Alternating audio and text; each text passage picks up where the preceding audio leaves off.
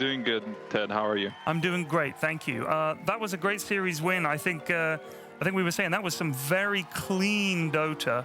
It felt like you guys knew exactly what you wanted to do in both of those games. Is that a fair thing to say? Yeah, we definitely had a good plan coming in. First game was obviously pretty simple, and second game it was very close. I think both teams could have taken it, but yeah, we had a good plan coming in, and I'm happy we stuck by it. So you now go to the tiebreakers, and you must be feeling good after this win. What do you think? I know it seems weird to talk about another team, but if you had sort of had the potential to just go through, and now you're playing in the tiebreakers, whereas you were pretty much going to be going to tiebreakers anyway. How does it affect a team to suddenly have to play tiebreakers like that? It's a very stressful situation to be in, especially because it's going to be best of ones, I believe. So nobody wants to play BO1s.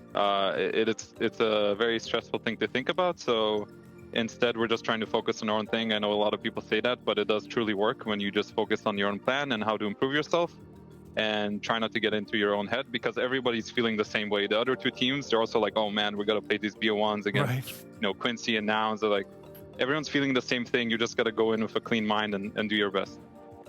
Neil, do you have any questions for Tal? Yeah, so in this game, particularly game number 2, when did the idea to send the Mars on Abed come about? Was that idea from the beginning, or were you bouncing between Nightfall and Abed, and then depending on how Quincy Crew picked their heroes, you're like, well, send it mid? Yeah, I mean, Abed's a flexible player, and obviously Igor also plays a great Mars, so we just saw an opportunity where we can put him mid this game. Maybe another game it could have been off lane. It's just a hero that you can put in multiple roles. I play too, so, Really? Oh, man, because you're doing work on the Dazzle. I'm not in any rush to get you off that hero, but I'm always enthusiastic to see Abed expanding what we know to be a very, very large hero pool. And then in terms of the other pick, the Nature's Prophet, first phase, something that we have not seen from you guys in quite a while, but it reminded me of whenever you were on the team in the Animajor against LGD, you brought back something from the archives for this game? Yeah, I mean, Prophet, there are some teams that play Prophet. I think, like, for example, you have BetBoom and CIS. I do think the hero has potential, and we had this plan going in, like we said, and we just stuck by it. I think this hero, he's got a lot of potential throughout the entire game. Like, he can push out waves, he can still carry the game, he can connect early fights. I think it's a really cool hero. And like you said, we did play it a long time ago in Animajor, and it brought us to the finals, partially. Yep. We did get 3-0'd, but, that aside. I do think it's something we are very comfortable playing, and our Toro plays a really, really good Prophet. And then my last question, not necessarily pertaining to the Dota, we've been hearing a lot about the potential for you guys doing a team-building exercise, playing some golf together. It finally happened. God. How did it go? Okay, so the funny story is it didn't actually happen. What? We did go out. We went to a restaurant, and we ended up spending too much money.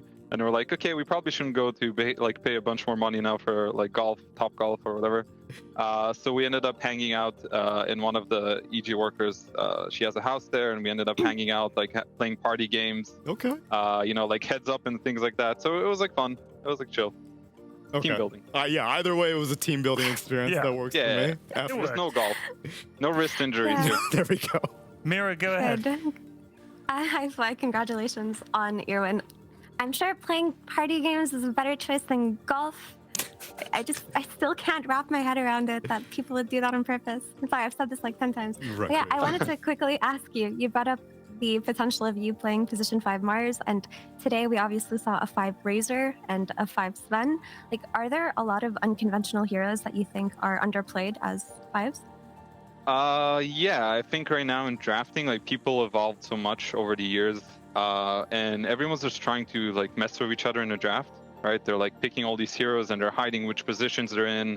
For example, Lelis played Enchantress and Pub, so we were thinking at some point maybe it's Lelis playing the Ench. We call the Fodder Razor. I think that one, we know the Galaxy's Razor, but I do think there's a lot of potential, and there's just a lot of undiscovered things that people haven't done yet. I only got to show Dazzle today, but there are things that I play as well that I think people haven't seen yet. So I do think that's just the evolution of drafting in general. Mhm. So I guess the follow-up to that answer would be, where do you really draw the line at playing these mind games in the draft where maybe you end up with something like a 5 Sven and it doesn't look so good?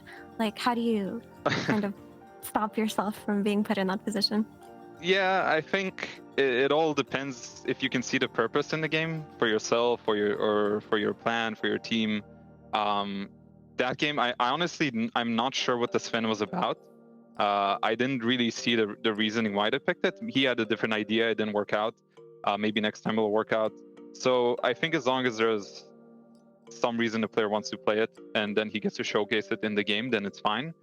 And yeah, it doesn't always look good. Like, I think earlier today there was a series we saw Ricky, and I was like, this could be genius, or it might not work out. You know, it's gonna look great or it's gonna look awful. That's how it goes with these types of picks sometimes.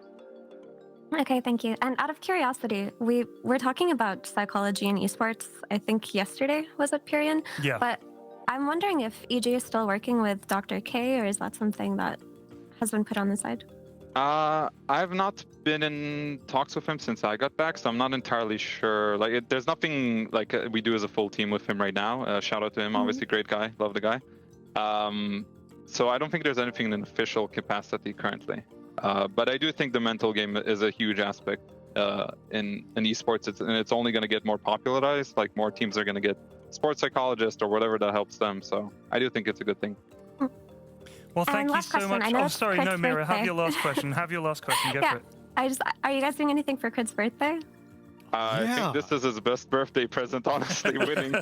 So it was funny. I think Igor came down earlier and he asked Crit, like, hey, are you getting a birthday cake? And he's like, no, I don't think so. And then Igor's like, that's kind of sad. So that was kind of the birthday interaction we had today. But I'm pretty sure he's much happier now. Honestly, like, this team has had there's a lot of July babies here. And people have been getting like pastries delivered to our place for their birthday. And I'm pretty sure there's still like pastries left. So maybe that's why we're not getting anything. That's kind of disrespectful to Crit, isn't it? Giving him secondhand Being somebody at the else's very birthday end of it. pastries. Come on. That's kind of true, actually. I feel bad now. I should get them. He's literally the middle child of EG, like someone nobody cares about. Well, Tal, thank you so much for chatting to us, and good luck at the tiebreakers tomorrow. We wish you all the best. Thank you so much, guys. Bye-bye.